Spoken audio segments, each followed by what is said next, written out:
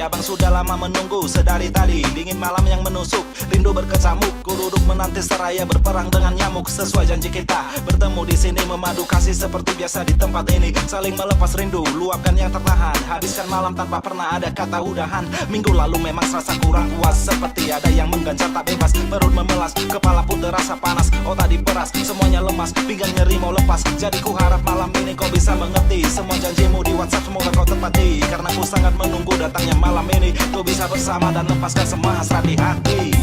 Oh adik sayang, datanglah kau kemari. Abang di sini menunggu sejak tadi.